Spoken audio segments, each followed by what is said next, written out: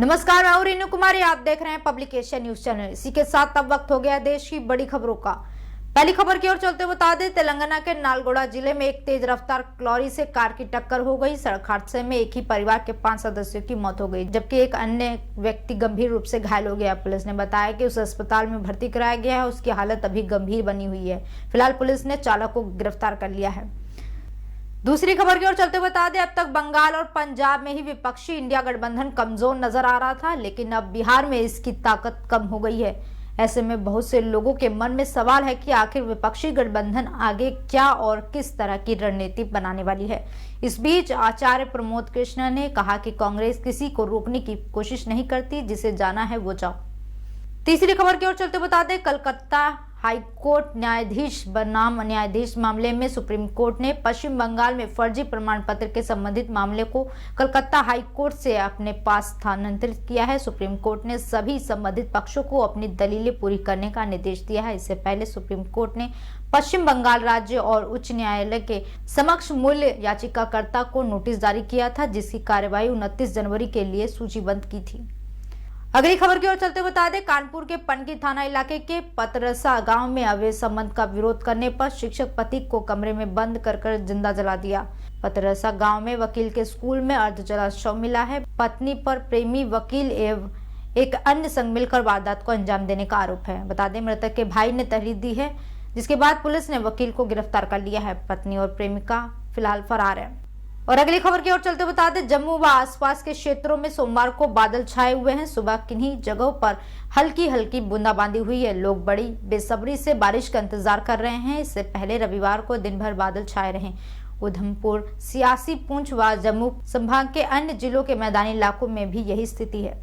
अगली खबर की ओर चलते बता दें, देहरादून में सड़क सुरक्षा माह के अंतर्गत जागरूकता के लिए छोटे बच्चों को इंस्पेक्टर बनाया गया है। 8वीं कक्षा के अभिनव थपलियाल ट्रैफिक इंस्पेक्टर बने, तो वहीं 11वीं के प्रंजाल को सीपीओ इंस्पेक्टर बनाया गया है। दोनों छात्र पुलिस मॉडर्न स्कूल के हैं। और अगली खबर की ओर चलते बता दें, मराठा आरक्षण के कार्यकर्ता मनोज जरांगे ने सोमवार को विशेषज्ञों से आरक्षण के मुद्दे पर सरकार को लिखित में अपने विचार साझा करने की अपील की है।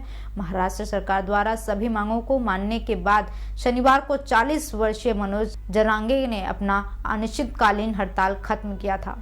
और अगली खबर की ओर चलते बता दें, कबीरधाम जिले के करवधा में भागेश्वर धाम सरकार पंडित धीरेश कृष्ण शास्त्री ने मृतक साधराम यादव के परिजनों से अचानक मुलाकात की। साथ ही शोकाकुल परिवार के लोगों को ढांढस बंधाया। इस मामले में पुलिस ने अब तक 6 को गिरफ्तार कर चुकी है।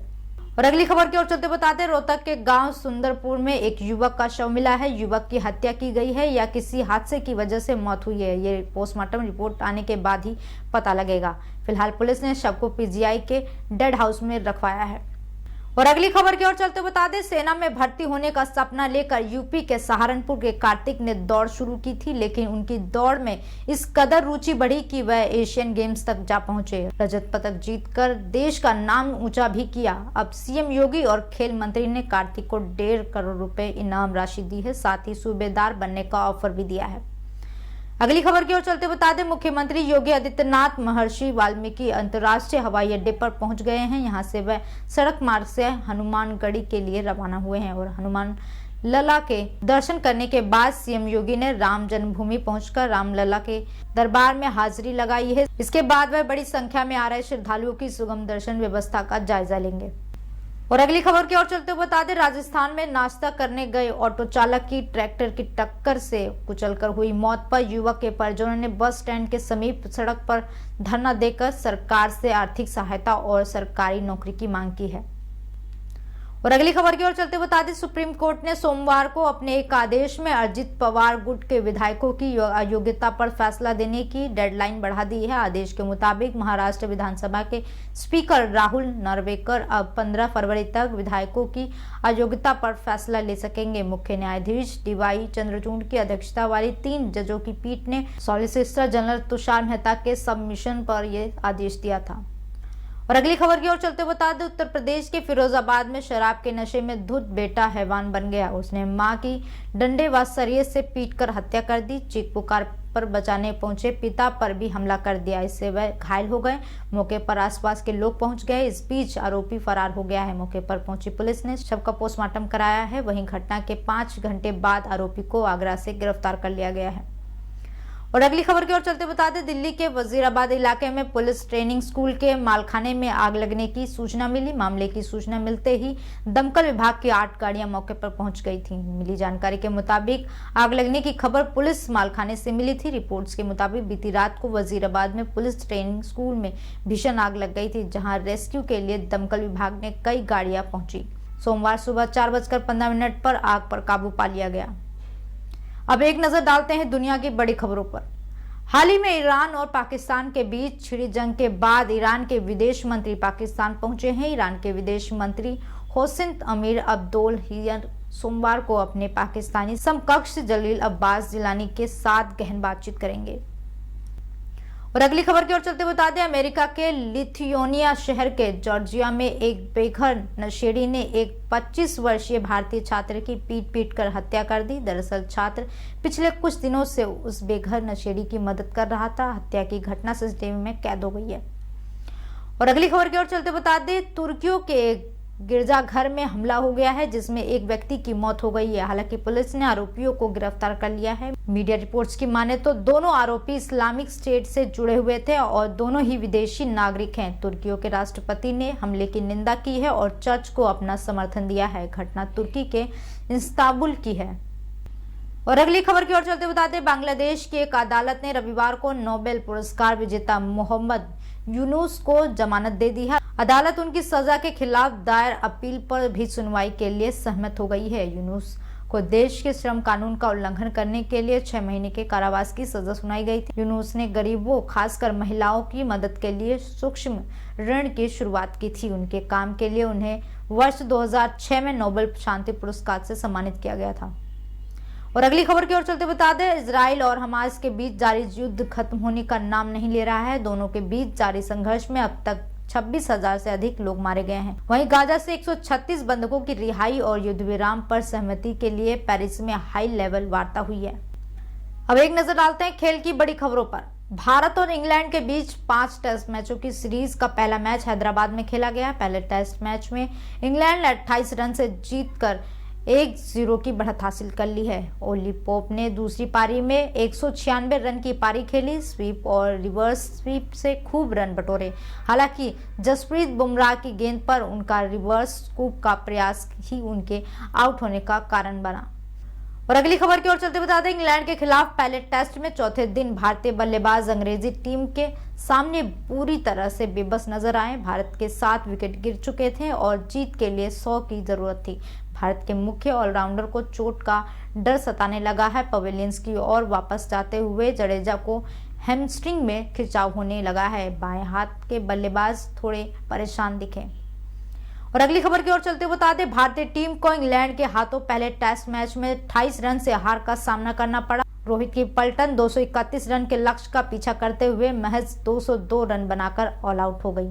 टॉम हार्टले के आगे भारतीय बैटर्स ने दूसरी पारी में आसानी से घुटने टेक दिए। हार्टले ने कहर बरपाते हुए 60 विकेट अपने नाम किए।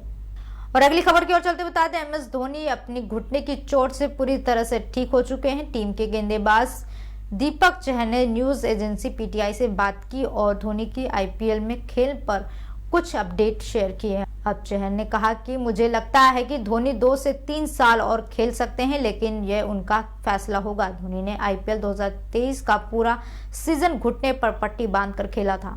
और अगली खबर की ओर चलते बता दें, अंडर 19 विश्व कप में भारतीय और न्यूजीलैंड के बीच अहम मुकाबला ब्लॉमफोंटेन के मैंगोंग ओवल में खेला जाएगा। इस मैदान की पिच से बल्लेबाज और गेंदबाज दोनों को मदद मिलती है, यानी बैट और बॉल के बीच में इस ग्राउंड पर रोमांचक मुकाबला देखने को मिलता है। शुरुआती ओवर में नमी होने के कारण तेज गेंदबाज खास प्रभाव डालते हैं। अब एक नजर डालते हैं मनोरंजन की बड़ी खबरों पर। बिग बॉस सीजन 17 अब खत्म हो चुका है। मुनव्वर फारूक की इस सीजन की ट्रॉफी अपने घर ले गए हैं। ट्रॉफी भले ही मुनव्वर के हाथ लगी हो, लेकिन किस्मत तो उनकी एक्स गर्लफ्रेंड आयशा खान की चमकी है, जिन्हें इस शो के खत्म होते ही एक बड़ी फिल्म मिल गई है। बॉलीवुड के famous casting director Mukesh Chhabra ने अपने एक्स अकाउंट ट्विटर पर लिखा कि अंकिता लोखंडे और आयशा खान को फिल्म में कास्ट करने का इंतजार नहीं कर सकता। और अगली खबर की ओर चलते बता दें, बीते दिनों गुजरात के गांधीनगर में फिल्म फेयर अवार्ड 2024 का आयोजन हुआ था। इस अवार्ड शो में सितारों का मेला लगा था। इस फंक्शन से कई वीडियोस सोशल मीडिया पर धड़ल्ले से वायरल हुई। अब हाल ही में एनिमल की भाभी टू ट्रिप्टी डिमरी और रणबीर कपूर का एक डांस वीडियो इंटरनेट पर वायरल हो रहा है, जिस पर फैंस ने उन्हें ट्रोल किया है। और अगली खबर की ओर चलते बता दें, बिग बॉस 17 की trophy stand up comedian Munawar Faruqui ने अपने नाम कर ली है। शो के शुरुआत में मुनव्वर ने कहा था कि शो की ट्रॉफी तो डोगरी जाएगी, और 28 जनवरी को ऐसा ही हुआ। भारी भरकम वोटों के चलते फैंस ने उन्हें जिता ही दिया। अब ऐसे में हर कोई उन्हें बधाई देता नजर आ रहा है। इसी बीच आयशा खान मुनव्वर को लेकर कहा है कि मैं खुश हूं, जनता का वोट है, कोई भी जीते सब उन्हीं पर है। आगे उन्होंने अभिषेक की हार पर कहा कि मुझे अफसोस हुआ, मैं चाहती थी कि अभिषेक जीते, पर कोई बात नहीं। और अगली खबर की ओर चलते बता दें, बॉलीवुड की दिग्गज अभिनेत्री नीतू कपूर सोशल मीडिया पर काफी एक्टिव रहती हैं। अभिनेत्री निजी जिंदगी और प्रोफेशनल लाइफ से जुड़ा अपडेट फैंस के साथ साझा करती रहती हैं। रविवार को फिल्म फेयर अवार्ड समारोह हुआ, जिसमें रणबीर कपूर और आलिया भट्ट को बेस्ट एक्टर और बेस्ट एक्ट्रेस का अवार्ड मिला। बेटे और बहू को अवार्ड मिलने से नीतू कपूर खुशी से झूम उठी। अभिनेत्री ने हाल ही में सोशल मीडिया पर दोनों की तस्वीर साझा कर बधाई दी। इसके अलावा नीतू ने बताया कि उन्होंने आलिया और रणबीर के लिए गुप्त प्रार्थना की थी। और आखिरी खबर की ओर चलते बता दें, बिग बॉस 17 को बीती रात अपना विजेता मिल गया। विनर का ताज मुनव्वर फारूकी के सर पर सज गया। वहीं शो के खत्म होने के बाद अभिषेक कुमार ने अपनी एक्स गर्लफ्रेंड और बिग बॉस 17 की को कंस्टेंटेंट ईशा मालवी के आरोपों पर खुलकर बात की। ईशा ने अभिषेक पर आरोप लगाया था कि जब वे उडारिया का हिस्सा थे तो उन्होंने अभिनेत्री को थप्पड़ जड़ा था। अभिषेक को वुमेन बीटर टैग भी दिया गया था। इस पर चुप्पी तोड़ते हुए अभिषेक ने कहा कि जो था वो बहुत गलत था, वो गलत हो गया था। कभी कभी स्थिति ऐसी हो जाती है कि आप आपा खो बैठते हैं, और वही चीजें हुई। हालांकि ताली दोनों हाथों से बजती है और मैं उसका बहुत प्रायश्चित कर चुका हूं। ऐसे ही देश दुनिया की तमाम जानकारी के लिए जुड़े रहे पब्लिकेशन न्यूज से। नमस्कार।